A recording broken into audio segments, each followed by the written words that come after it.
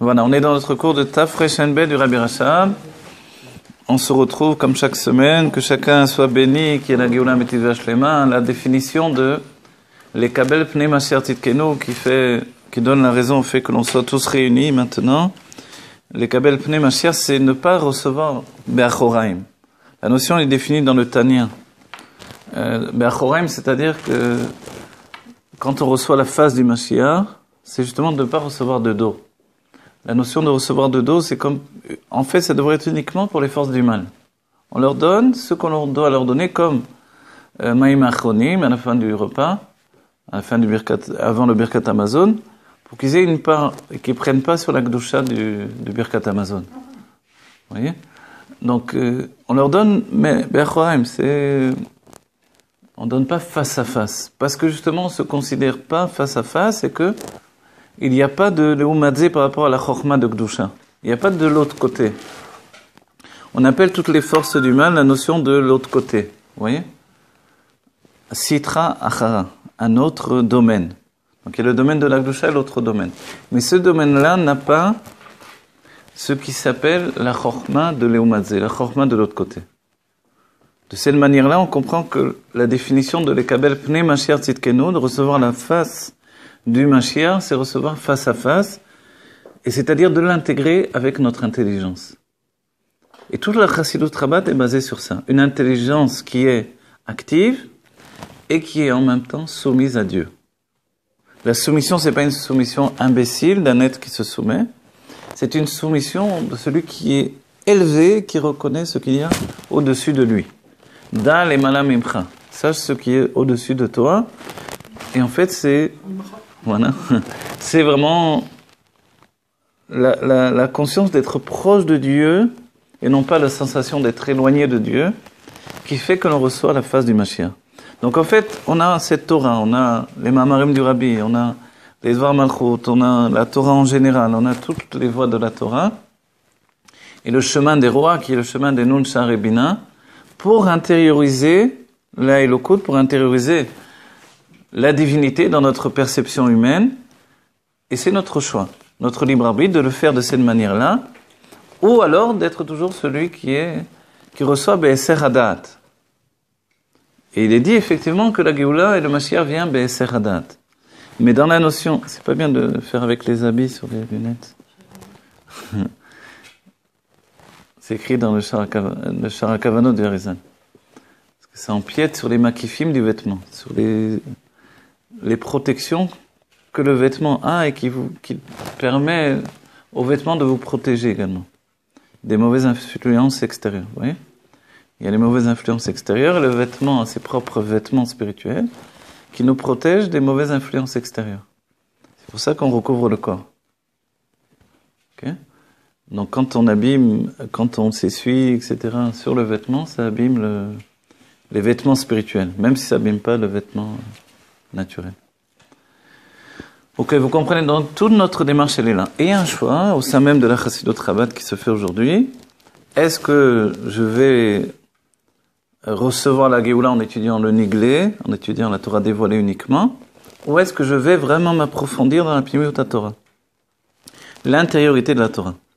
Et l'intériorité, c'est panim, c'est d'être à l'intérieur. Panim, c'est pnim, ce qui veut dire à l'intérieur, mais c'est aussi panim, la face. Et la face, c'est Chokhma Bina Vedat, l'intellect. C'est pour ça que, en rigolant, quand je dis on est à la panim, c'est aussi une bonne chose. Les Israéliens, ils utilisent ce terme pour dire aujourd'hui catastrophe, quoi. Mais dans la profondeur des choses, c'est bien, tu es dans les forces cachées de l'âme, c'est une bonne chose, tu es dans le Keter, la couronne qui est au-dessus de l'intellect. Mais il faut recevoir Bepanim. La Géoula vient du Keter, et nous on doit la recevoir Bepanim, être un Kli Rishon, c'est ça l'idée. Je suis un Kli Rishon pour recevoir la Géoula. Et je suis en train de me structurer pour ça. Et en fait, souvent le Rabbi a dit, mais vous comprenez pas, vous avez tout reçu, vous avez tout, qu'est-ce que je peux faire de plus? Je vous ai tout donné. J'ai fait tout ce que je devais faire. Mais on voit qu'il y a une sorte de crainte, d'entêtement, de peur de la Pnimiut Torah qui persiste. Et qui nous éloigne de l'essentiel. Et ça s'est dévoilé au don de la Torah, quand le peuple juif a reculé 2-3 pas, de peur de mourir à nouveau, puisqu'on est mort au moment où on a reçu la Torah, le Harizal a dit à ce moment-là, ça a été un refus de la Pnimiut Torah à ce moment-là. À ce moment au moment où le peuple juif a reculé de 3 pas, quand Dieu s'est dévoilé au Har Sinaï après être mort, et quand ils ont installé que Moshe soit leur intermédiaire, le Harizal dit que ça a été un refus de la Pnimiut Torah, de l'intériorité de la Torah. Ça a été une crainte terrible de Klot HaNefesh, ce que l'on a eu comme peur dans les siècles suivants pour ceux qui étudient la Kabbalah, la peur qu'ils deviennent fous, etc., etc. Même Elie Wiesel raconte lui-même, si vous avez lu ça un jour, quand il était jeune, il faisait partie d'un groupe de kabbalistes avec un maître, et leur but c'était d'apporter la Géoula. Et un de ses amis est devenu fou, et c'est bien que ça a interrompu leur étude et ils ont arrêté. Donc a priori, ça rend fou cette Torah-là. Ça rend fou quand on l'étudie uniquement dans la notion corporelle. C'est-à-dire quand le machal, l'exemple, est le corps et non pas l'âme. Mais quand on étudie la Pnimiut Torah, l'intériorité de la Torah, par le biais de l'âme, notre exemple c'est notre âme, alors ça rend pas fou. Au contraire, ça crée une osmose, une fusion entre le divin et notre réalité. Mais la crainte précédente reste encore, subsiste. Et malgré que l'Admor HaZaken a écrit le Sefer HaTanya, et que le mot Tanya est une klippa, qui est dans l'âme, une écorce qui recouvre en fait nos possibilités de s'attacher à Dieu directement par la Pnimiut Torah, cette klippa, l'Admor HaZaken a voulu la détruire avec le mot Tanya, avec ce nom-là, en commençant son livre avec ce mot-là. Malgré ce, on voit, nous sommes une génération où, comme il y a beaucoup d'âmes du monde de Asiya, alors il y a beaucoup d'âmes qui ont encore peur de la Pnimiut Torah. Et qui sentent que cette chose-là, c'est loin de leur vie. C'est loin de leur existence. Mais en même temps, on comprend que c'est l'héritage de notre être. De notre être, c'est notre définition profonde. Et à nouveau, on peut la subir. Dans le sens où on prend les choses et on n'y comprend rien. On aime bien, mais on ne comprend rien. Ou alors, devenir maître de cette compréhension. Voilà. Ma démarche à moi, c'est d'essayer de faire que les élèves deviennent eux-mêmes des maîtres, donc eux-mêmes maîtres de cette compréhension. C'est plus difficile, il y a moins d'élèves, mais en même temps, grâce à Dieu, on peut définir quand même. Sur YouTube, ça se rajoute tous les jours des abonnés, parce que l'âme veut la vérité. Et quand on offre la vérité à l'âme, alors elle veut y accéder. Donc voilà. Alors voilà, c'est ce cours-là que l'on étudie, c'est les Kabel Pnimiyut Tzidkenu, c'est une Torah qui est en relation avec la Géoula, c'est la lumière de la Géoula dans la Géoula, le Tafresh Anbeh du Rabbi Racham. Alors, ce que l'on a vu de merveilleux, c'est que, je vais vous rappeler un peu, si je m'en rappelle moi-même, il y avait une définition de Kav Amida, la mesure qui est donnée par le Kav Ein-Sof, la ligne de lumière infinie. La ligne de lumière infinie, c'est cette ligne de lumière qui revient éclairer et entraîner la vie. Vous savez, c'est comme la situation du bébé dans le ventre de la mère et le cordon ombilical qui le vitalise. Nous sommes nous aussi comme un enfant dans le ventre de la mère et nous recevons le lien avec la mère, qui ici n'est pas une mère supérieure, mais plutôt Avinu Sheba Shamayim, cette notion de l'intimité de Dieu qui se trouve au-delà de l'endroit spirituel qui nous a été accordé pour la construction des mondes et pour notre vie personnelle. En réalité, c'est un endroit spirituel de dévoilement, de révélation. Ça s'appelle la Malchut de Ein-Sof, la royauté de l'infini. Dans cette royauté de l'infini qui est un état de révélation, où chacun vient se révéler, on descend de niveau en niveau jusqu'à arriver à la Malchut du monde de Asiya, à la royauté du monde de l'action dans lequel on se trouve. Vous voyez, notre monde, ce n'est pas le globe terrestre. On pourra dire, j'ai compris ça, puisqu'il y a aussi l'espace, le cosmos, etc. C'est vrai. Mais le globe terrestre qui se trouve dans un petit endroit du cosmos, et finalement tout tourne autour de lui dans la définition de la Chassidut, tout tourne autour de la Terre, parce que c'est le point de, on va dire, c'est le point de perception, c'est le point où on travaille. Depuis cette Terre, on agit, on travaille. C'est la finalité. Le Rabbi dit, c'est relatif.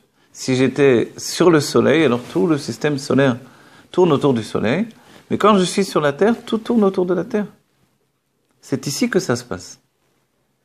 Et ce point de relation avec le cosmos autour de nous, ce n'est qu'un début de la vision des choses, de ce qui nous dépasse.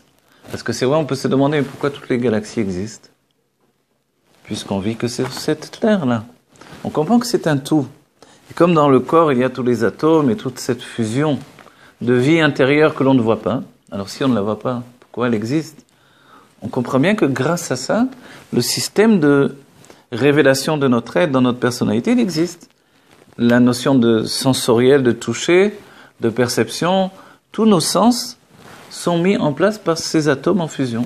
Les particules qui se promènent dans l'univers intérieur qui est en nous, en fait, elles sont uniques, malgré qu'elles ont l'air exactement comme les particules de la table, du ciel, des océans et des objets.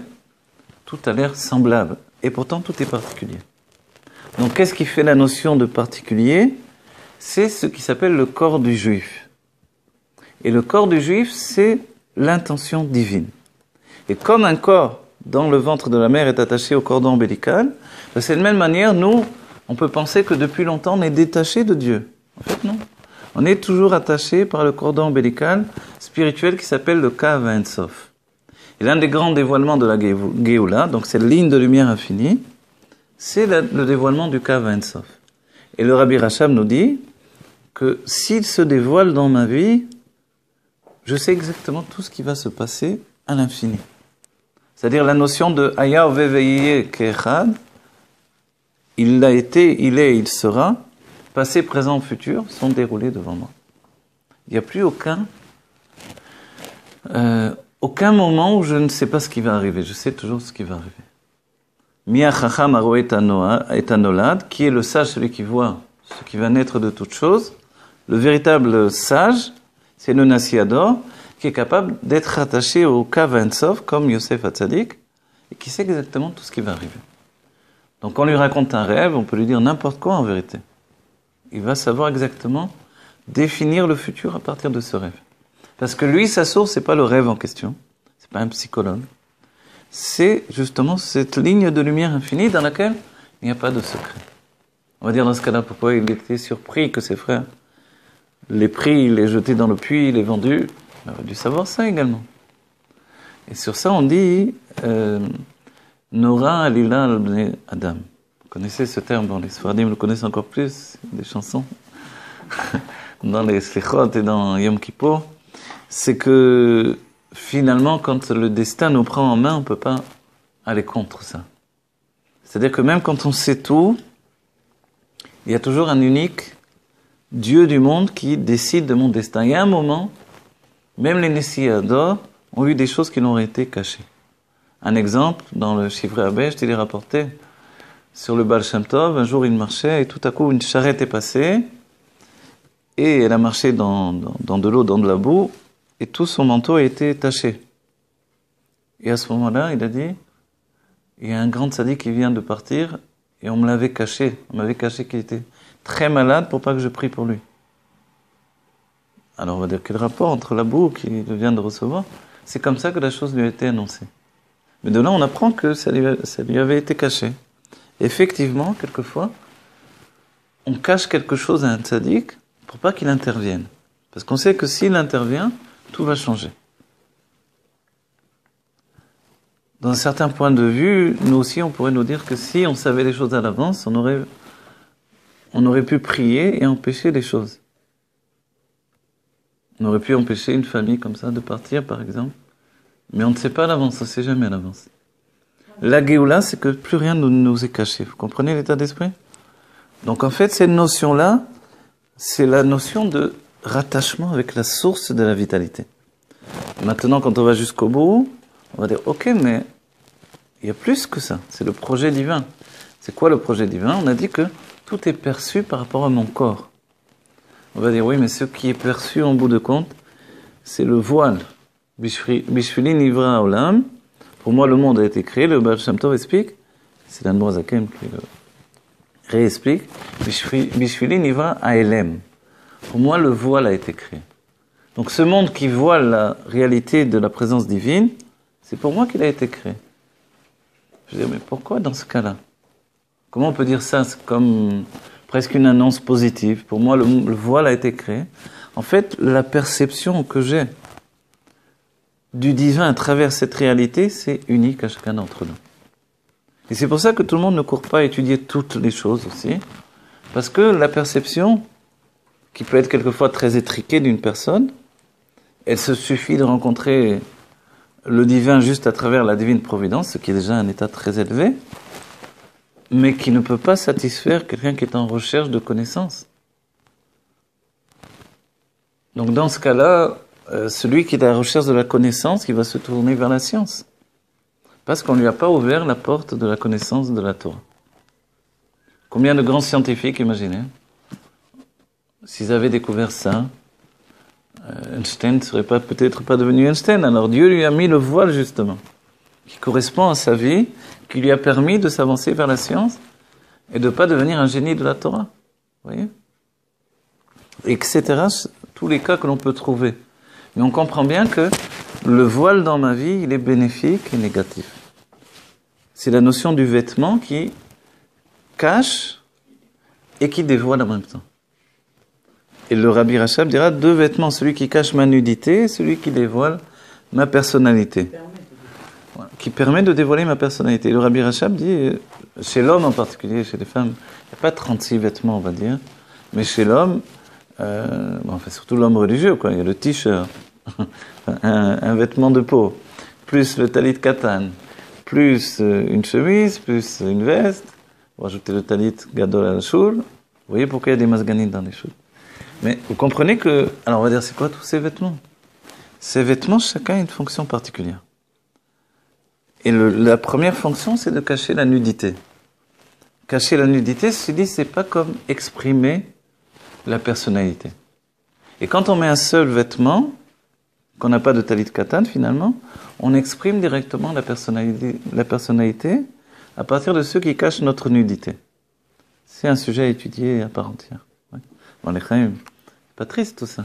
Il faut se dire que tout peut aller pour le bien, il faut penser bien et tout ira bien, il faut dire à Dieu qu'il n'est pas question de continuer de cette manière-là, puisque on est au moins quelques-uns à avoir compris que tout se joue dans ce monde, et même ceux qui n'ont pas compris le sens profond dans l'idée que l'essence de Dieu se trouve ici, ils ont le sentiment que tout se joue ici-bas. Il y a tous ceux qui ne croient pas au monde spirituel, il y a tous ceux qui vivent dans le monde matériel comme une finalité. Au bout du compte, c'est l'enjeu que Dieu a voulu, exister dans un monde de réalité. Donc, l'Echem Chem Livracha, que Dieu se dévoile au sein de cette réalité, que l'on voit le vrai visage de cette réalité qui est une réalité divine en réalité. Alors, est-ce que vous pourrez revenir sur... on était resté à... En gros, chaque particule, chaque atome est unique. Vous avez évoqué le corps de Juif, vous êtes parti ailleurs après. Oui, alors voilà, moi je voulais vous dire, quand vous posez votre question, je veux dire, mais je n'ai pas terminé. Ok. J'arrive à voir quand il ne faut pas que je pose. On n'a pas terminé. Le corps du Juif, c'est lui qui perçoit tout. Ok. Dans notre exemple ici... C'est quoi le corps du Juif? Le corps du Juif, c'est le corps. C'est mon corps? C'est mon corps. Le corps du Juif. Le corps du Juif, c'est pour le corps du Juif que Dieu a tout créé. C'est-à-dire le monde créé, c'est uniquement le corps du Juif. Pour percevoir la réalité. Et là, la science est d'accord, la science quantique au moins. Je ne dis pas tous les niveaux de la science, mais... Je recommence. C'est bien, vous ne comprenez pas. C'est magnifique. Vous évoluez. Je dirais que le corps du Juif et Adam Kadmon, rien à voir. Non. Ce Adam Kadmon, ce n'est pas le corps du Juif. Il est seulement à l'image du corps du Juif. Mais Adam Kadmon, si vous posez la question... Maintenant, n'oubliez pas. Chez les Israéliens, quand vous dites Adam Kadmon, c'est l'homme préhistorique. Ah bon? Ah oui. Donc, les Israéliens universitaires, on va dire. Donc, pour nous, Adam Kadmon, d'après la Kabbalah, au contraire, c'est la volonté générale de toute la création. C'est le premier vêtement sur le Kav Ein Sof, sur le cordon ombilical dont on a parlé. Cette ligne de lumière infinie, elle a une gaine qui s'habille autour d'elle, qui se structure en 10 sphirotes, en 10 structures, de dévoilement s'appelle Adam Kadmon. Les 10 sphérotes qui structurent la lumière. Voilà, bravo, très bien. Vous avez bien dit. Constituent Adam Kadmon. Constitue Adam Kadmon. Adam Kadmon est là, il n'a pas disparu. On est à l'intérieur d'Adam Kadmon. Quelle est la vitalité de Adam Kadmon? Ça va, c'est doucement. Nous sommes à l'intérieur d'Adam Kadmon. Tout est nouveau là. Ah bon? Ah d'accord. Ouais. Vous connaissez l'Avdil, il y avait un vieux film, Les Enfants du Paradis. Il y avait une phrase là-bas très intéressante. Il disait, la nouveauté, c'est vieux comme le monde, ça, la nouveauté. Oui. Et oui, c'est vrai. En vérité, il y a une notion, vous vous rappelez, quand les chercheurs ont essayé de donner un âge à l'univers, ce qui est extrêmement réfuté par, on va dire, la science un peu plus poussée, le rabbi a donné une explication très simple. C'est que Dieu a créé un monde adulte. Donc quand on va voir Adam Arishon et quand on va chercher son âge, il n'a pas un an. Il n'a pas l'âge d'un petit nourrisson qui vient de naître. Dieu l'a créé adulte. Vous voyez ? Donc quand on vient analyser le monde, le jour même de la création du monde, avec le Corban 14, qui n'est pas fiable en réalité, puisqu'il s'est contredit continuellement, on va découvrir que le monde a des milliers d'années. Mais quand on cherche un peu plus profondément, aujourd'hui même les scientifiques, ils cherchent combien de temps il a fallu pour former une galaxie, etc. Le monde n'est pas aussi ancien que ça en réalité. Oui, même d'après la science. Donc tout ça, ça bascule. On est dans une époque où tout est en train de basculer. On bascule vers la réalité qui est écrite noir sur blanc dans la Torah. Mais la Torah est une Torah secrète, Baal Pé, qui a été transmise oralement. Et c'est notre héritage. Si on ne veut que la Torah dévoilée, qui s'habille dans la matérialité du monde, c'est vrai qu'on a affaire qu'à la perception matérielle du monde. Mais ce n'est pas notre unique définition. Le juif a une mesure divine également.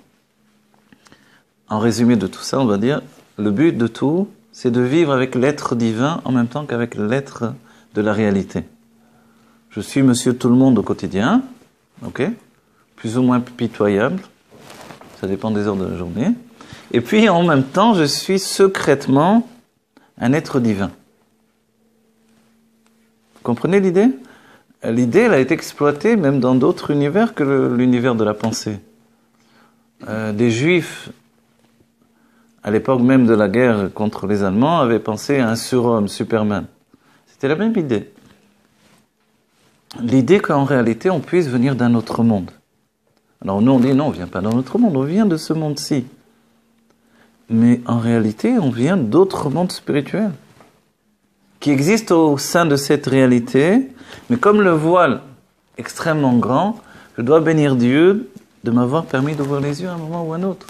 Est-ce que c'est la cause de l'antisémitisme? C'est on veut tuer Dieu?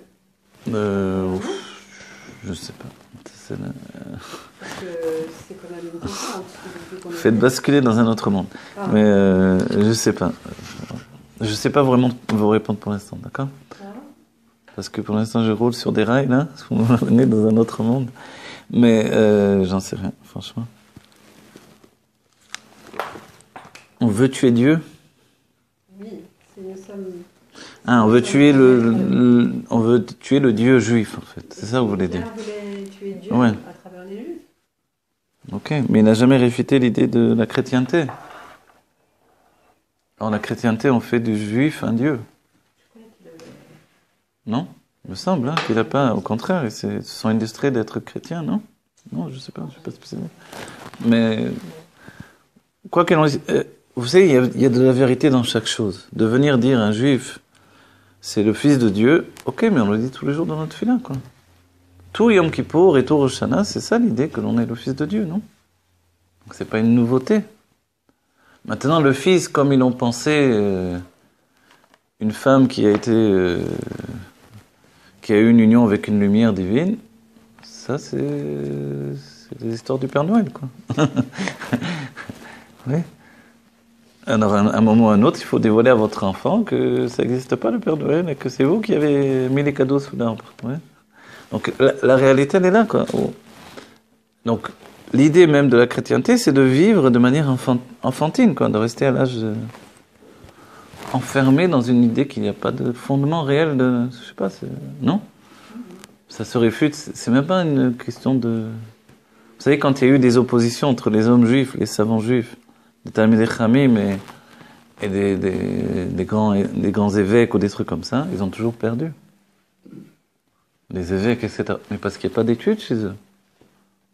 Quelle étude? Ils n'ont pas de... Ils n'ont rien? Il n'y a pas de fondement. Donc, en réalité, compte tenu que seulement le judaïsme a vraiment une étude derrière, parce que c'est la Torah qui est donnée par le Créateur lui-même, le reste, c'est du vent. Ce sont des inventions humaines. C'est ça qu'il faut entendre. Maintenant, il y a des gens bien partout, on ne vient pas dire que... Ok. Mais ce sont des inventions humaines. Et les non-juifs doivent se rappeler que pour être un chassidé au Mot Haolam, celui qui fait donc partie de la Géoula, celui qui appartient au juste des nations, il doit respecter les 7 lois de Noé. Donc cette loi, ça se trouve facilement sur Internet aujourd'hui, il faut les respecter. Donc si effectivement on va à l'église et on boit du vin en pensant que c'est le sang de l'acrobate, alors c'est déjà un grand problème d'Avodah Zarah en vérité. C'est à cause de ça qu'on ne peut pas boire le vin des non-juifs. Aujourd'hui dans la réalité. Il n'y a plus trop d'idolâtrie sur le vin en dehors de ça. Enfin je sais pas, je crois. En tout cas ça c'est concret encore. Donc voilà, à cause de ça. Donc celui qui va boire ce vin et va manger la chair en pensant... Enfin il va manger, je sais pas trop quoi, mais il mange quelque chose en pensant que c'est le corps de son idole. Alors évidemment, c'est de la Avodah Zarah pure et nette. Vous voyez? Ok, etc. Pourquoi on est venu sur tout ça par rapport à ce que vous avez dit? Ok. Donc l'idée de tuer Dieu à travers le fait de tuer le juif. Je sais qu'il y a eu des écrits pas mal sur ce sujet-là, etc. Ok. Maintenant, quand on pense à Adam Kadmon, pour nettoyer notre esprit maintenant de tout ce qu'on a dit même, d'une certaine manière, Adam Kadmon, c'est la source de l'existence. C'est la source de l'existence et il est fait à l'image du juif qui s'est élevé dans la pensée divine. Et c'est la volonté générale de toute la création. C'est-à-dire que tous les détails de notre vie au quotidien sont inclus également dans Adam Kadmon. C'est vrai qu'en traduction, ça donne l'homme Kadmon, c'est-à-dire ancien. Donc on pourrait entendre qu'il y a un homme ancien, mais comme lorsque vous dites Gan Eden, il faut départager le Gan et le Eden en deux. Dans Adam Kadmon, pour vraiment le comprendre, au dire Rabbi Hachal, il faut vraiment séparer les deux notions. Il y a Kadmon et Adam. Adam, c'est toute la nouveauté du Adam, qui lui seulement Adamé la Elion, qui ressemble à ceux qui précèdent, et le Kadmon est encore attaché à ceux qui précèdent. Donc il y a dans notre personnalité ces deux notions-là que l'on verra dans notre vie au quotidien. Ça va? Vous suivez? C'est-à-dire que vous avez votre Adam, c'est ce que vous vivez au quotidien, et puis vous avez votre Kadmon, ce que vous êtes de manière spirituelle profondément. La Chassidoute vous dit, je veux faire de toi un Adam Kadmon. Relier les deux notions dans ton quotidien. Alors qu'auparavant, c'était seulement les grands Mekoubalim et les grands Tzadikim qui arrivaient à ce niveau-là. Tout à coup, chacun d'entre nous peut y accéder. Ça veut dire vivre en relation avec l'être divin que je suis. Je ne suis pas simplement un être de réalité, je suis un être de divinité également.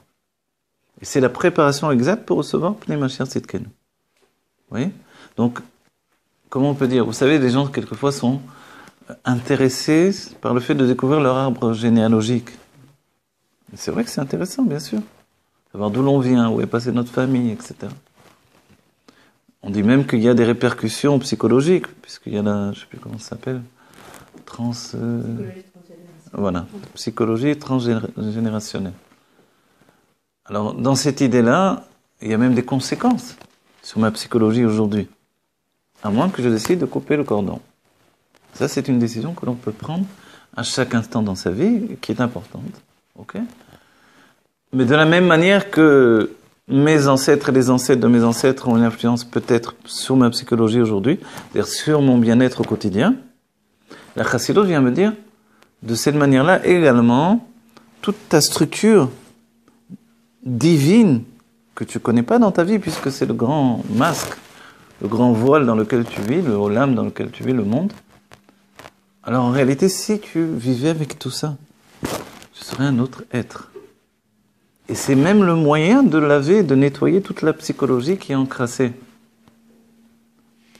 qui est embourbée dans la réalité et dans les problèmes de réalité qui se répercutent de siècle en siècle.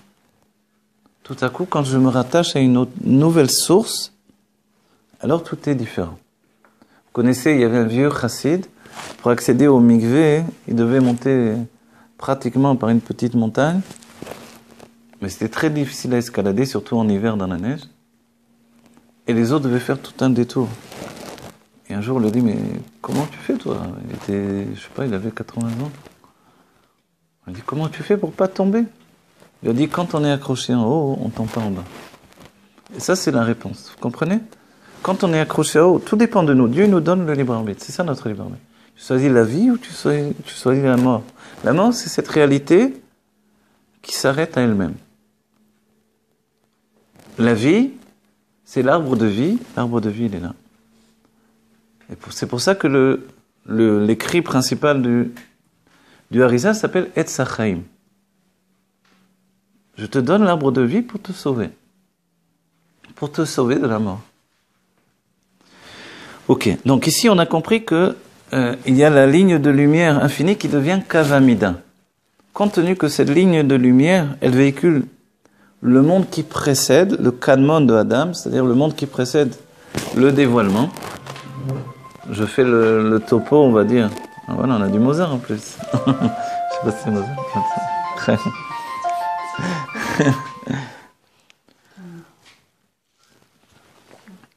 Tav lechaim lebracha, que l'on soit besimcha. Des fois, j'ai l'impression de faire peur au monde, non? De faire peur avec tout ça, non? C'est vrai? Pour moi, je ne sais pas quoi vous dire. Moi, quand j'ai accédé à la Kabbalah,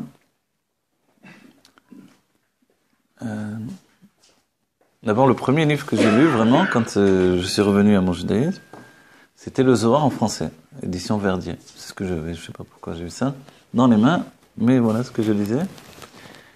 Mais après, quand je suis venu étudier la Chassidoute, alors j'ai vraiment découvert un monde merveilleux. Mais il y avait des questions, qui étaient le monde de la Kabbalah qui se cachait derrière la Chassidoute. Alors j'ai voulu à tout prix étudier la Kabbalah. Et quand j'ai commencé à étudier la Kabbalah, mon âme sortait du corps. Vraiment. J'ai étudié d'en haut comme ça. C'était vraiment c'était l'impression que j'avais réellement. Et quand on me posait une question, je devrais réintégrer l'âme dans le corps pour répondre à la question. Et cette sensation-là, c'est de découvrir sa vie, en fait. Et de découvrir qu'on relie son être avec un monde qui nous appartient. C'est à nous. Vous voyez, Dieu, d'un certain point de vue, nous dit, je vous donne ça. Et le rabbi, vous vous rendez compte qu'il a eu une crise cardiaque quand il a sorti ce livre? Parce que voilà, l'enjeu, il est tellement important. C'est de donner, en fait, la source de vie à chacun d'entre nous. La Géoula, ça va être de plonger là-dedans, de s'épanouir d'une manière, évidemment, nouvelle totalement. Torah Chadasha Meiti Tetse. Donc ma démarche humaine, c'est d'essayer de donner à chacun, de ne pas aller courir les yeshivot des Mekoubalim, mais d'y accéder directement. C'est pour ça. C'est pour ça que cette Torah elle est tellement riche d'un certain point de vue, qu'elle peut tellement faire peur, mais elle vient vers vous. C'est ce que j'essaie de faire. Vous voyez? Mais c'est vrai que dans tous les cours et la manière d'enseigner, d'autres ont fait des manières plus simples. Moi, j'ai décidé, ou j'ai pas décidé, je ne sais pas si c'est fait automatiquement, de ne pas faire dans la simplicité, mais on va dire de préciser de plus en plus les choses, en essayant d'être le plus simple possible en même temps. Mais ne pas faire une technique d'approche. Comprenez? On peut faire des techniques d'approche synthétisées par l'intelligence, ou alors se plonger dans les rébim eux-mêmes. Se plonger dans les rébim, c'est avoir le goût du divin. Quand on s'est, on va dire, plongé dans les rébim, on n'a plus envie de lire les livres des chassidim eux-mêmes, sans vouloir les vexer, on n'a plus envie, ça passe plus. Vous voyez? On a envie d'être en contact directement avec la source. Et ça, c'est la source de vie qui fait de nous des êtres divins. Le pas, ensuite, c'est de le vivre dans la réalité, et c'est notre vie d'essayer de le vivre le pas à franchir, c'est de le vivre dans la réalité. Voilà. Donc de structurer tout ça, c'est une étude à part entière, mais on doit coller morceau par morceau. D'accord ?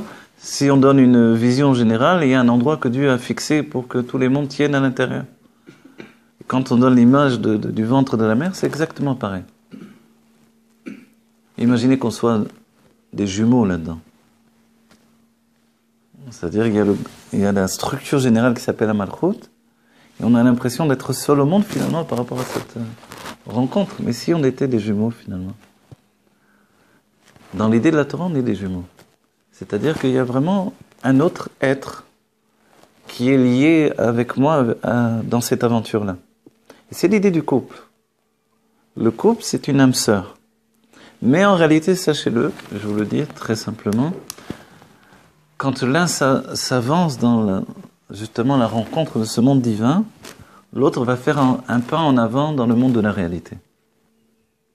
Et que souvent, par exemple, des femmes qui étudient cette Torah-là, elles peuvent reprocher à leur mari d'être trop dans le monde de la réalité, mais c'est des vases communicants. C'est parce qu'elles ont pris sur elles de s'avancer dans le monde des âmes, que le mari s'avance dans le monde de la réalité, de la matière et du corps. Et c'est un équilibre que Dieu a choisi pour que l'on puisse continuer à exister dans ce monde et concrétiser en fait notre présence jusqu'à la Géoula Amitית Vashlema. Parce que si l'âme des deux côtés se donnerait entièrement dans le monde de l'infini, alors on disparaîtrait en réalité. Comme si on n'avait jamais existé. Vous avez compris le message? Non. Je voulais dire par là que, par exemple, si un mari a une femme qui est trop matérielle à sa vue, et que lui se pense extrêmement spirituel, aussi la femme se dit, mais moi je me suis donné à fond dans le chassidut, et lui, il veut rien entendre, il est ou dans le moussard, ou dans le monde de l'argent et des affaires, ou dans le monde du travail, le monde matériel bekitso. Alors l'un et l'autre, le mari ou la femme, peuvent se dire comment ça se fait? Pourquoi c'est comme ça? Est-ce que c'est mon zivug? La réalité, c'est ça, l'idée du zivug. C'est comme Adam Kadmon. Le Adam qui se plonge dans la réalité et le Kadmon qui reste attaché à ce qui précède. Vous voyez, vous devez le comprendre. Oui, mais aujourd'hui, on n'est pas en train d'étudier que ce qu'on étudie, là, c'est mamash la réalité, puisqu'on étudie les sens. Alors, en fait, justement, c'est pour ça que, dernièrement, dans les cours, je vous exprime les choses de deux manières. Dans le corps, vous avez raison totalement.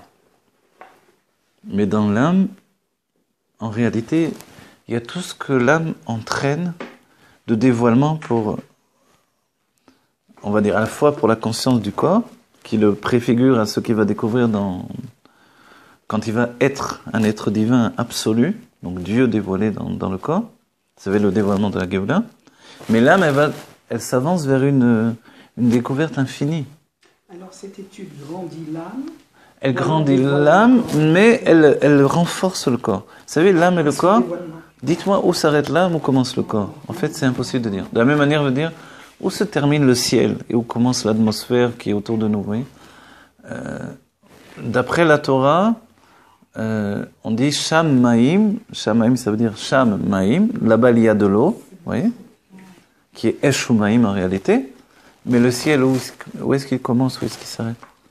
La finale, quand se terminent les eaux d'en bas, les eaux d'en haut, en fait, il y a effectivement un lieu de fusion.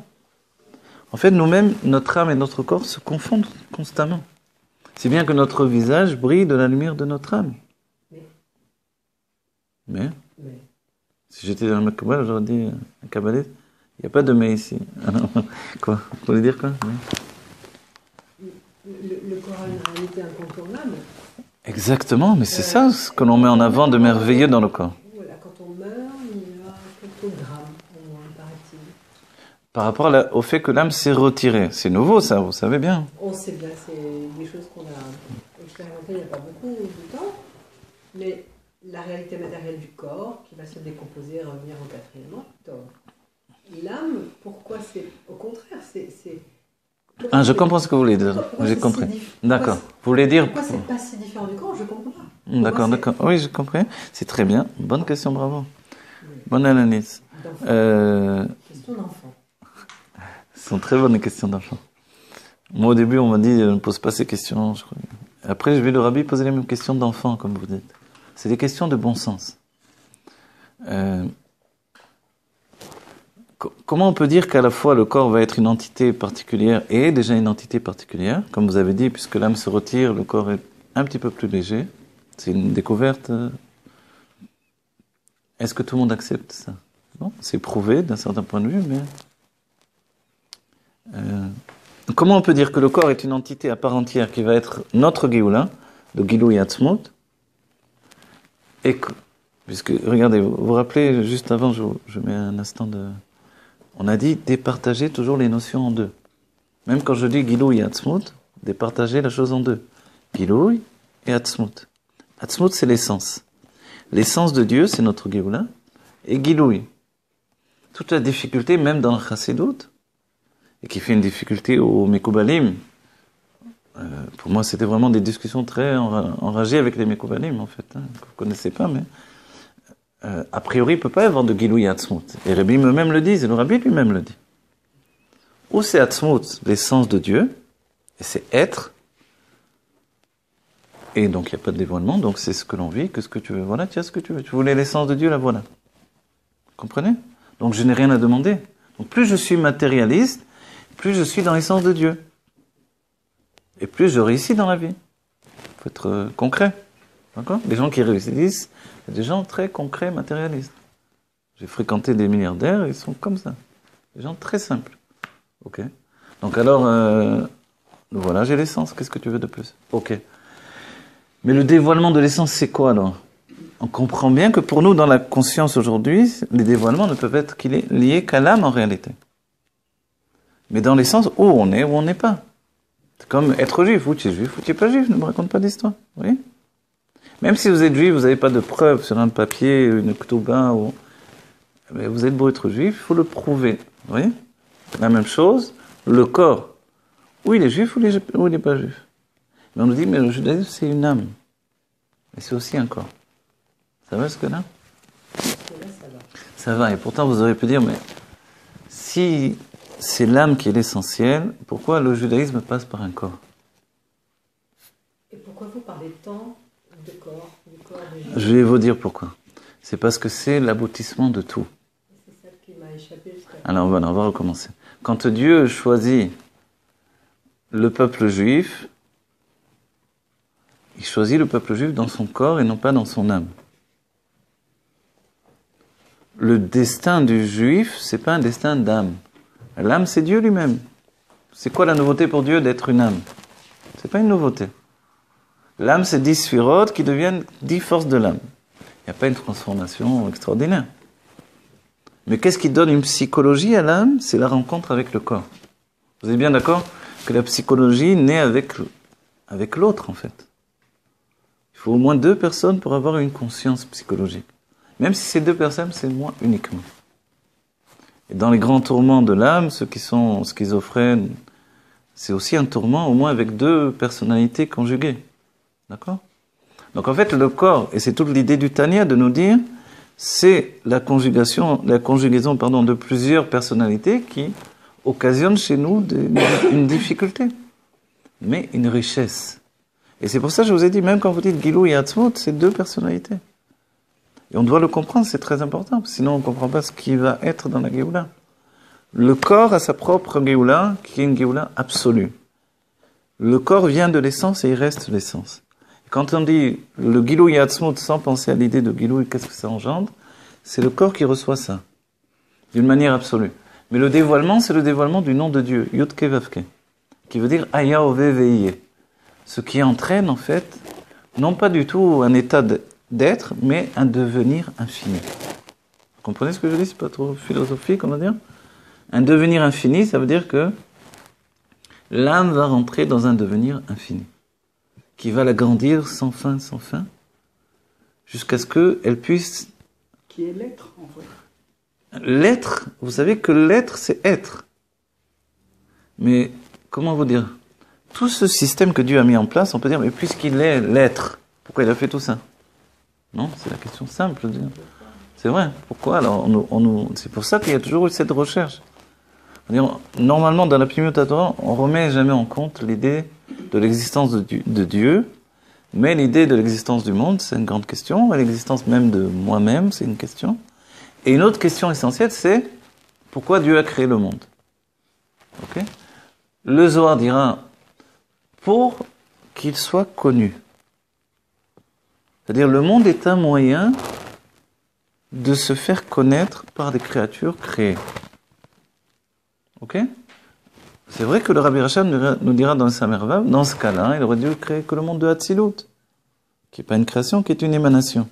Le monde de l'émanation, c'est un monde divin, d'où proviennent nos âmes dans leur structure de base, et là-bas, il y a la véritable connaissance de Dieu. C'est-à-dire que nous étudions grâce au monde de Hatzilut.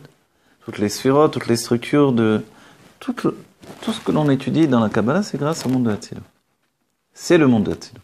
Ok?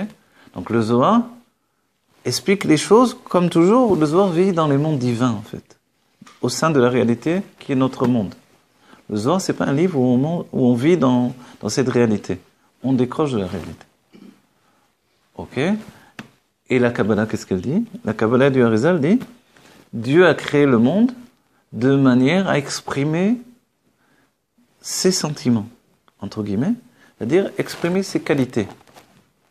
Il est miséricordieux, il faut bien qu'il fasse de la miséricorde avec quelqu'un. Il est généreux, il faut qu'il ait de la générosité avec quelqu'un.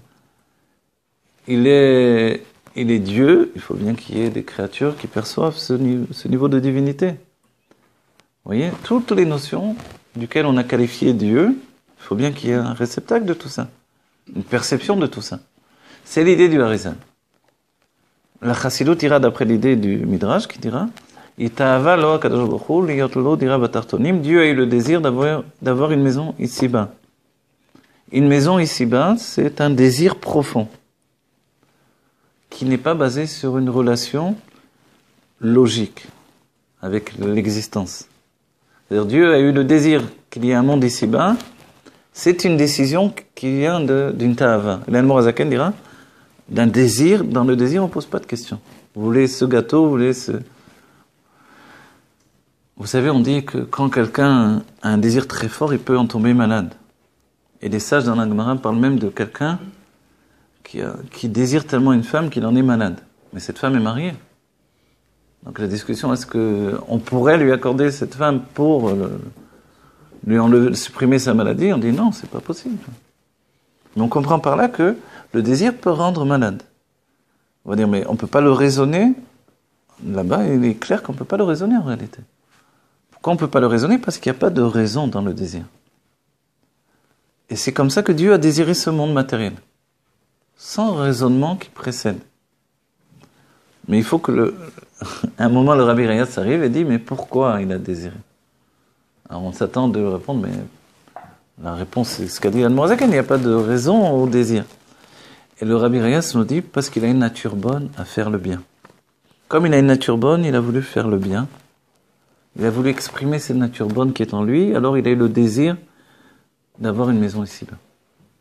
C'est-à-dire que derrière tout ça se cache un désir de Dieu de s'exprimer. De s'exprimer vers nous et d'exprimer le bien qui est son être. Alors ça réunifie un peu toutes les idées, ce que dit le Rabbi Rayatz. Pourquoi il emploie le mot dira? Alors dira... L'autrui, quelque chose d'autre.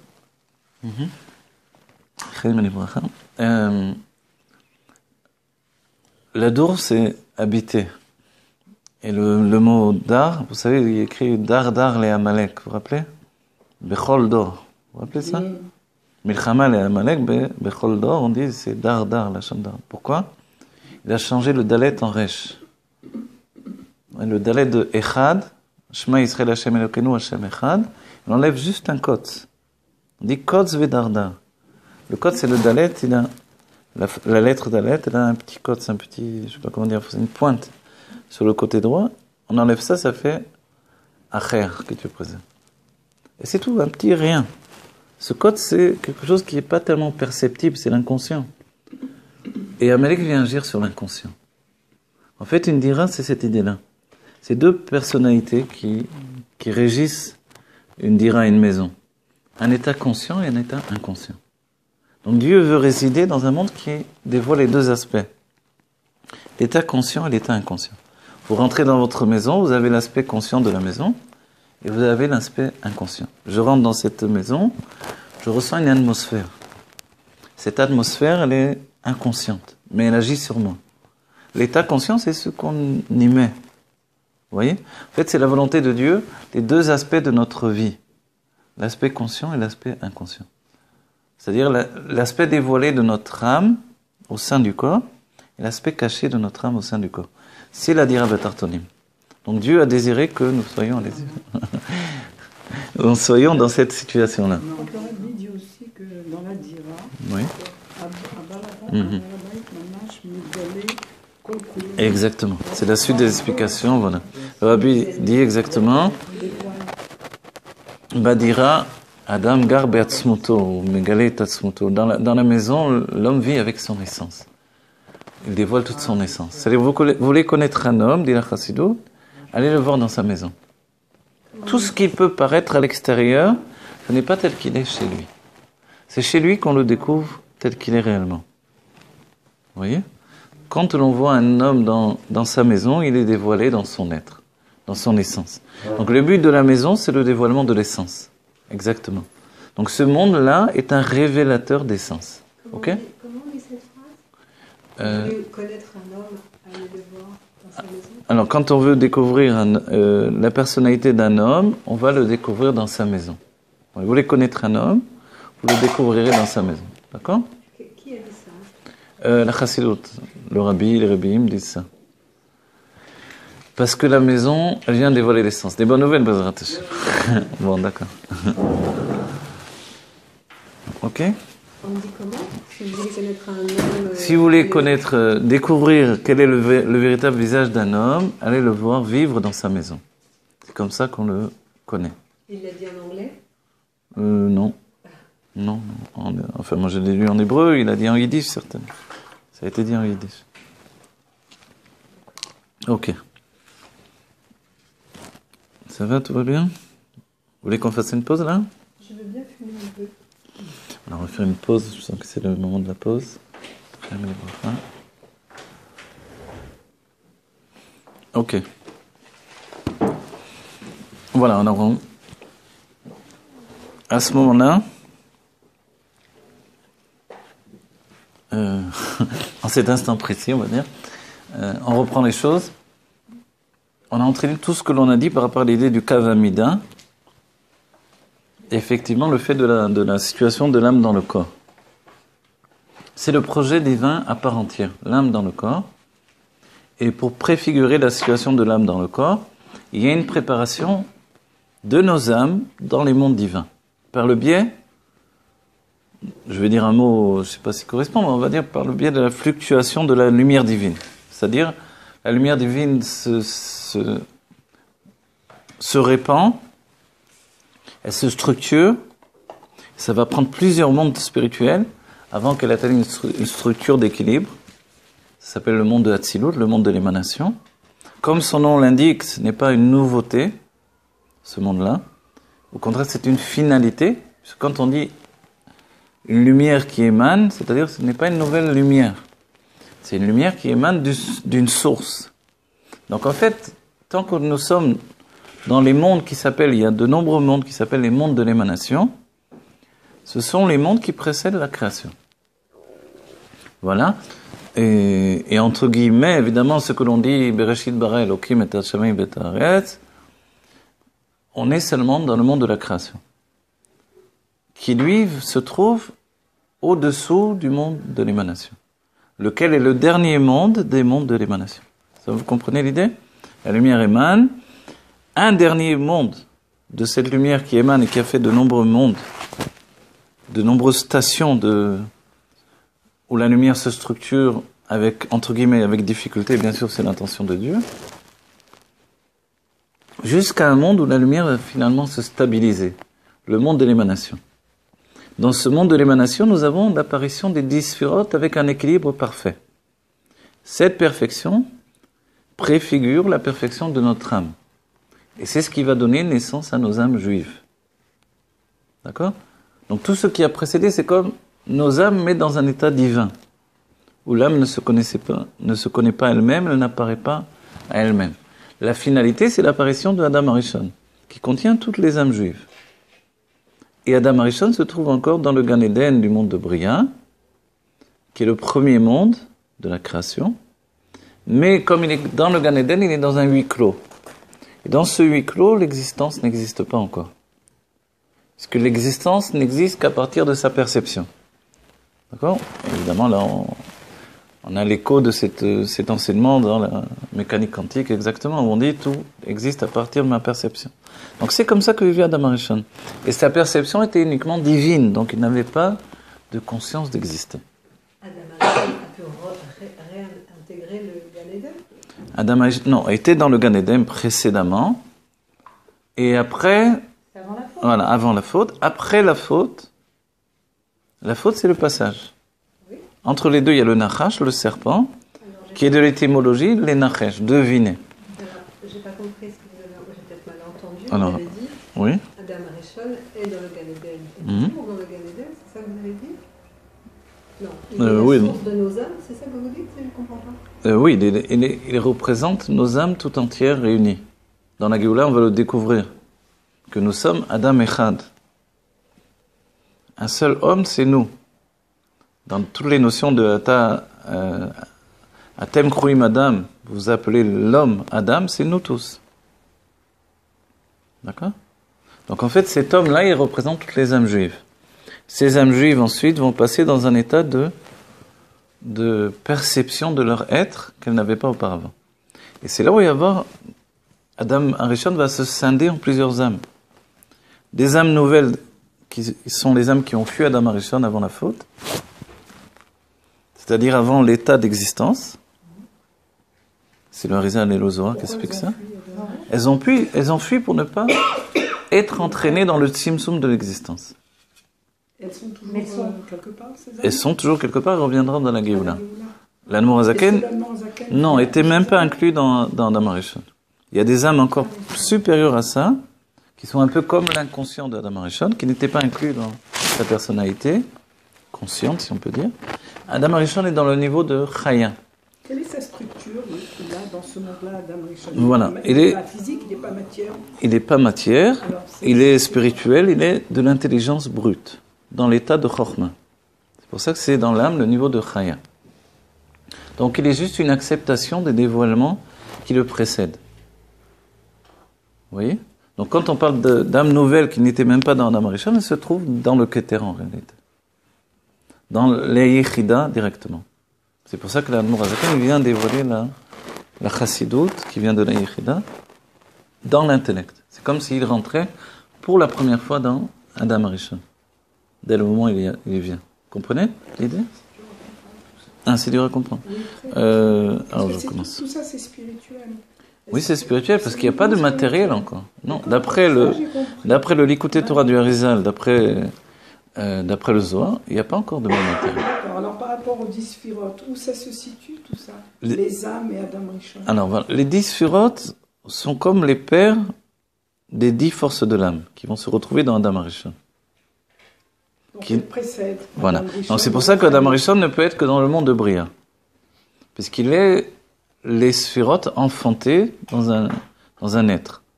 Ça devient les 10 forces de l'âme. Donc, toutes les âmes. Oui, c'est un être, mais un être divin. C'est-à-dire, si vous êtes bloqué dans la Chokhmah, vous voyez, le mot Adam finit avec le même. Le même, il est fermé sur lui-même. C'est un même sophite qui est fermé. Donc Adam, c'est comme s'il se trouvait dans son même. Vous voyez? C'est Arba Amod, le Dalet qui définit Arba Amod, les 4 mesures de Adam Arishon. C'est ce même dans lequel il est enfermé. Vous voyez? Il y a le Aleph qui lui procure une vitalité infinie. Mais lui, il est enfermé dans ce même qui est le Gan Eden, qui est la Chokhmah. Il n'y a pas de Bina. Quand il va finalement faire la rencontre de la Bina, justement, à partir de Chava, qui est la Bina de Adam, tout bascule. Le Nachash sait qu'à partir de Chava, il peut l'entraîner vers l'existence. Mais auparavant, il n'a pas d'existence. Il est juste la contemplation du divin. Vous saisissez cette idée? Attends, juste. Pourquoi C'est un peu dur parce que c'est un peu... Adam, alors Hein? Pourquoi il a appelé Adam? De la Shlomo. C'est le sens de Adamé Laelion. Ah oui, d'accord. Il y a l'autre sens de Adam Arishon qui veut dire Adamé Laelion qui ressemble au monde. Aelion, en fait, c'est le monde de Hatzilut. Adam Aelion, c'est le monde de... c'est Hatzilut. Vous voyez?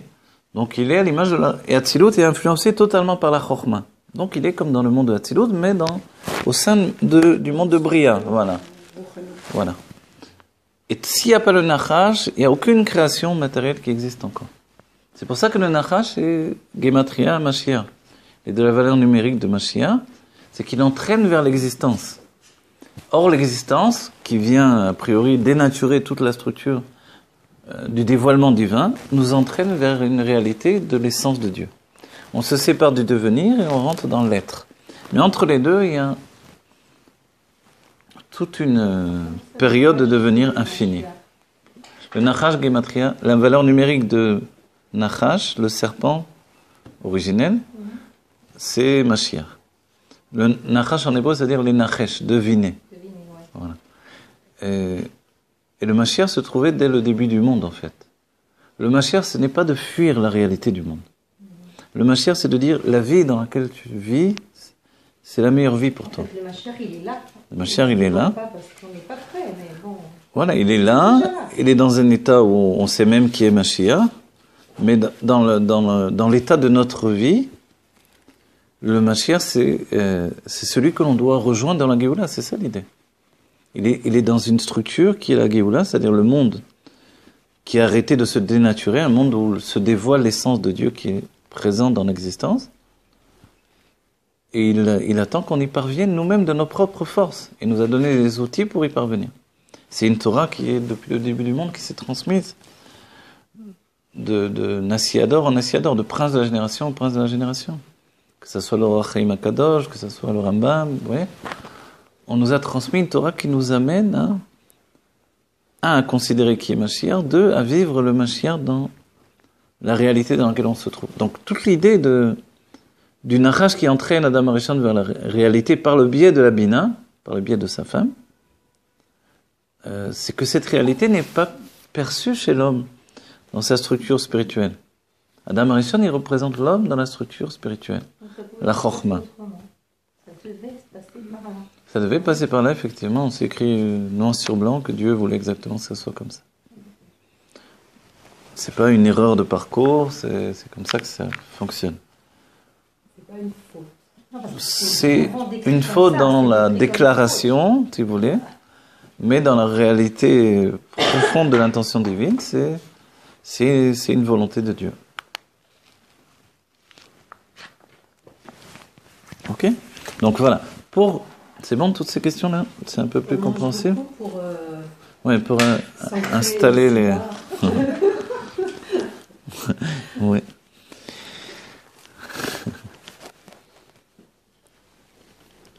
Voilà. Ici, donc, on a étudié tout ça par rapport à l'idée qu'il y a un Kav Amida. Le Kav Amida, c'est la mesure de toute chose qui existe.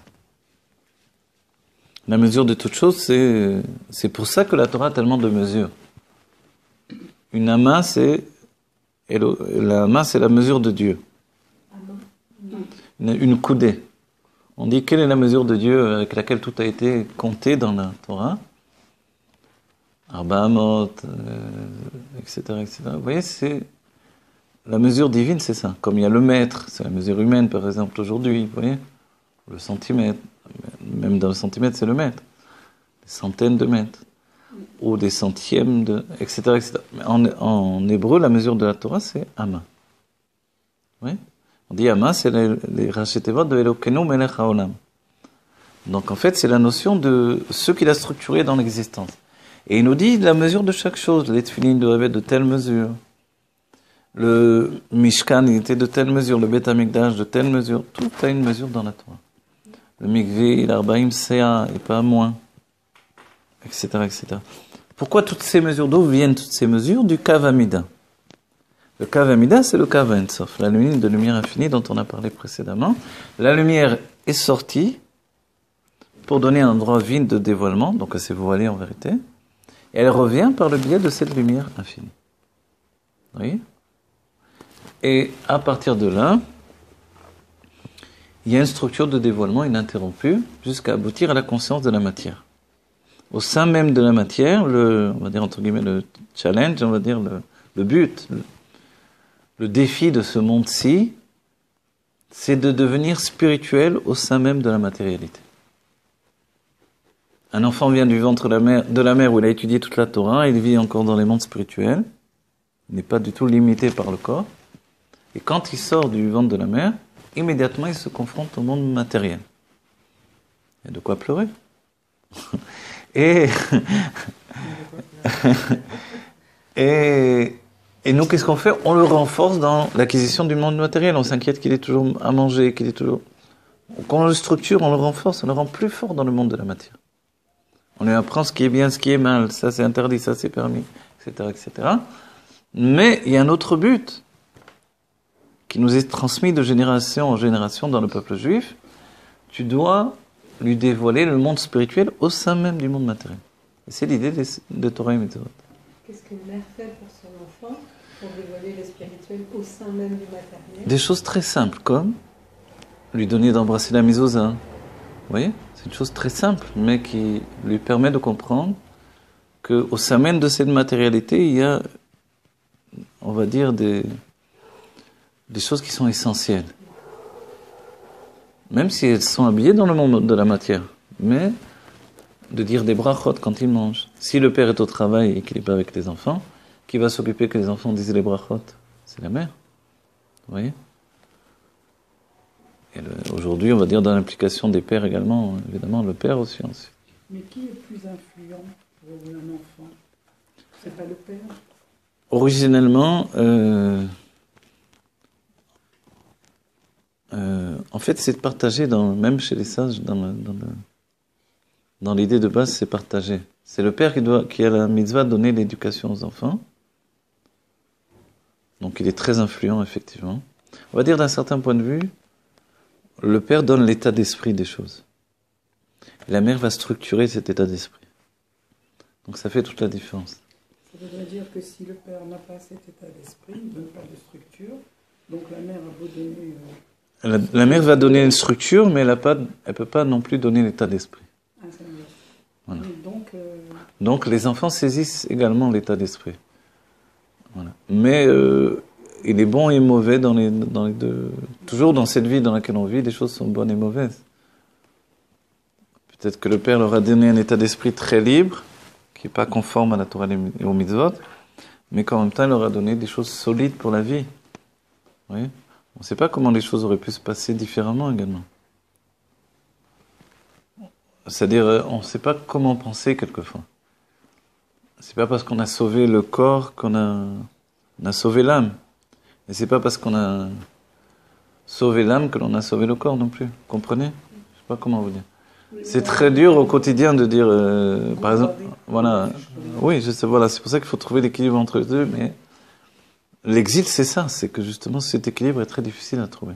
Pourquoi vous parlez d'exil quand on est en Israël? En Israël aussi, l'exil est encore plus, on dit quand même dans la tefila, à cause de nos fautes, même quand le Rabbi dit, même quand on est aux côtés, en face du Kodesh Kodashim, on dit quand même la même chose. Et à cause de nos fautes, tu nous as exilés de notre terre. Alors, ça ne change pas. Du moment que vous n'avez pas le Harabait, vous avez le Harabait, vous pouvez y aller? Oui. Donc qu'est-ce qu'on a? On a le mur extérieur. D'accord, il y a la Shrina, je ne dis pas. Mais ce n'est pas un signe de possession. Concret d'être dehors de la terre d'Israël. Vous savez, au niveau des mitzvot qu'on ne peut pas faire là-bas, qu'on peut faire ici. Quels sont les mitzvot qu'on ne peut pas faire là-bas? La Shemitah, peut-être, c'est tout ce qu'on peut faire de plus. La Shemitah, les Maasrot, voilà, d'accord. Mais autrement, on est dans l'exil, quelquefois ressenti encore plus profondément. Quand vous habitiez Gush Katif et qu'on vous a jeté de votre maison, que c'est le gouvernement qui vous avait tellement cru, je ne sais pas si on a encore l'idée de... voyez, Non, les gens, ils gardent. Ils gardent, mais c'est une manière populaire de garder les choses. C'est plus une manière fondée profondément. Pour ça, de nombreux jeunes qui ont vécu Gush Katif ont changé d'état d'esprit. Et heureusement d'un certain point de vue, vous savez. Le Rabbi dit de penser qu'on est en Géoula. Lorsqu'on est arrivé en Israël, ça peut être plus dangereux que d'être en Chutz La'aretz et d'attendre la Géoula. Vous comprenez? Oui. Elle est importante parce que la Géoula, c'est beaucoup plus que d'être uniquement en Eretz Israël. Malgré que le Rabbi dit que c'est une mitzvah et c'est essentiel de vivre en Eretz Israël et que c'est le pays du dévoilement de l'essence de Dieu, même si on peut être en shlichut ailleurs qu'en Eretz Israël, mais il n'empêche que l'exil peut être ressenti plus profondément. Vous voyez? Et pour moi, je peux vous dire que quand je me retrouve à Jérusalem et que je vois tout ce qui se passe autour quand vous rentrez dans la vieille ville, comment ne pas ressentir l'exil profondément? À la fois, on ressent la gdoucha de la vieille ville, et à la fois, on voit tout ce qui est là, tout ce qui est étranger, tout ce qui est... Et malheureusement, on meurt encore en Eretz Israël à cause de notre judaïsme. Donc, quand il y aura la Géoula, il y aura la Géoula pour tout le monde, vous comprenez? Hein? Il y aura la Géoula pour tout le monde, pour tous les Juifs, dans tous les endroits du monde. Oh, pardon, excusez-moi. Voilà, c'est le couvre-feu. Je vais répondre. Alors, je vais répondre. Voilà, je réponds. J'ai des messages automatiques, j'écris. Je suis au cinéma. Ah bon? Ok. Et, bon, voilà. Ce que l'on a vu en plus, on détermine, puisqu'on est juste dans le résumé du cours précédent, c'est que le Rabbi Racham nous a dit également que finalement, il y a une autre notion qui donne la mesure de toute chose, c'est la bina. La bina, finalement, elle est celle qui intériorise le Kav Ein Sof, la ligne de lumière infinie. La bina, c'est la structure intellectuelle qui s'appelle la réflexion. Et c'est on va dire une personnalité du monde de Hatzilut. C'est la bina, c'est la mère. Et cette bina, elle limite toute chose.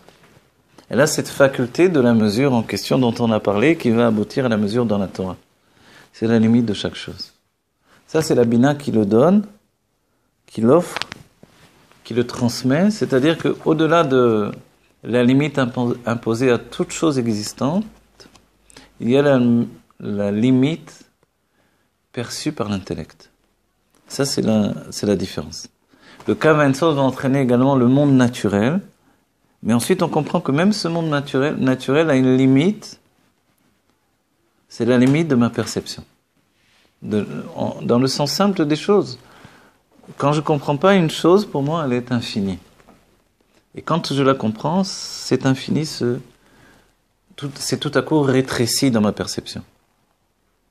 Mais l'infini n'a pas bougé, a priori. Si j'étais capable de voir la mer, dans les moindres détails, tous les aspects qu'il y a dans la mer, je ne pourrais pas dire l'océan est infini. Or, c'est une définition même des sages de dire l'océan nous dévoile un aspect de l'infini au sein même du monde matériel. La mer est comme Ein Sof. Et c'est vrai que jusqu'à aujourd'hui, on n'a pas exploré tous les endroits de la mer. Ne serait-ce que parce qu'on nous dit dans la Torah qu'il y a le Léviathan et on ne le voit pas. Où il est alors ce Léviathan-là? Un Léviathan physique en dehors de tout l'aspect spirituel du Léviathan. Le Léviathan et Shorabar, c'est ça vous parlez? Non, oui, mais le Shorabar, lui, même dans le monde, il est caché dans la forêt, dans la montagne, et on ne le voit pas non plus. Shorabar, c'est le bœuf sauvage. Le bœuf de la forêt, si vous voulez, le bœuf sauvage. Dans quel pays? Non, c'est pas la vache rose. C'est quoi le Shorabar? Le Shorabar, c'est le repas de la Géoula. On va manger un repas qui est fait de poisson, de viande, et même de poulet. Il y a un off particulier aussi. Il y a même du vin, il y a une ameshumar. Enfin, ce sont des raisins que Dieu va presser au dernier moment, il va faire du vin, qui sont les raisins pour la Géoula. Qui sont les raisins du temps de la création? Oui. Tout ça a été créé depuis le début du monde. Et c'est très important pour nous, la Géoula est déjà là. Il va y avoir un super pilouche à la Sina, Exactement. Bon, je dois terminer, mais l'idée que la Bina structure les choses de l'intérieur, c'est ça l'idée que véhicule le Rabbi Racham. C'est-à-dire à partir du monde de Hatzilut, mais aussi dans notre personnalité. C'est-à-dire que si on reprend l'idée de Adam Rishon, tant qu'il est dans la Chokhmah, il n'a pas la mesure des choses. Donc l'existence, entre guillemets, effective, ou l'existence perçue n'existe pas. Pour atteindre l'existence perçue, il faut la Bina. C'est pour ça, dès qu'il a ce besoin d'exprimer son côté féminin comme un être séparé de lui, alors on assiste à la naissance de la Bina à partir de la Chokhmah, à partir de l'intelligence, naît la structure de l'intelligence, la structure de dévoilement qui est la réflexion.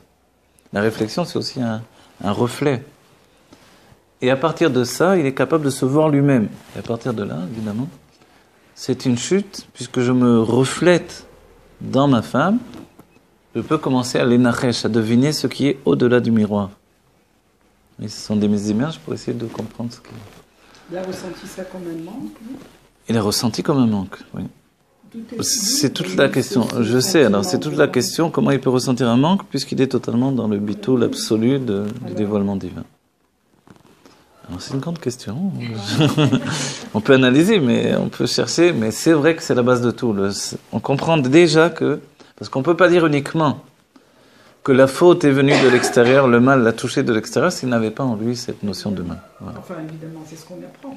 Voilà. Donc le mal ou pas mal, mais disons dans l'idée que la structure de s'appartenir, de se sentir exister, qui n'existe pas a priori dans la Chokhmah, elle apparaît parce que la Chokhmah possède aussi la Bina. C'est-à-dire la sagesse possède en elle une part de réflexion. Et cette part de réflexion, elle est suffisante pour qu'il puisse exister masculin et féminin. Mais quand il demande à la part de réflexion d'exister à part entière, alors vraiment il exprime cette part de réflexion qu'il a en lui. Vous vous rappelez le dernier cours, on avait dit sur la fin du cours, on finit pratiquement avec les mêmes notions. Chacham bebina ve mevin bechokhmah. C'est dans le Sefer Yetzira. Ok? Chacham bebina, ça veut dire la sagesse, la structure de sagesse qui se trouve dans la bina, donc dans la réflexion. Et mevin bechokhmah, c'est la réflexion qui se trouve au sein même de la sagesse. Et c'est de vouloir exprimer cette réflexion qui entraîne déjà donc le shlav abba qui est pnimiut bina pnimiut atik, je dis pour ceux qui comprennent en vérité, dire l'apparition du nachash. Deviner la Géoula en fait. Pour accéder à la Géoula, Adam Arishon comprend qu'il faut rentrer dans le monde de l'existence.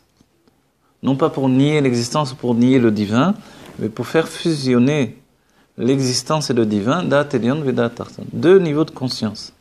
Tout est Dieu, Enon Milevado, et tout est moi. Tout est ce que je perçois, Enon Milevadi. Oui? Il n'y a rien d'autre que moi, il n'y a rien d'autre que lui. S'il n'y a rien d'autre que lui, je n'existe pas. S'il n'y a rien d'autre que moi, il n'existe pas. Alors comment on vit dans un monde où Dieu existe et moi j'existe? Ça, c'est la Géoula. Voilà. C'est le prochain épisode de notre cours. Vivre dans la Géoula, Teref Union Mamash, avec le Rabbi Melech Mashiach, tous les Juifs, tous les tzadikim. Nous sommes tous des tzadikim aujourd'hui, préparés, structurés pour entrer dans la Géoula. Voilà. Que l'on ait tous du bien tangible et véritable et qu'enfin se dévoile le bien absolu de Dieu. C'est-à-dire le bien absolu, c'est que Dieu se dévoile. Que l'on arrête de vivre dans un monde qui est un masque et que enfin se dévoile le véritable aspect, le véritable visage de Dieu. Voilà.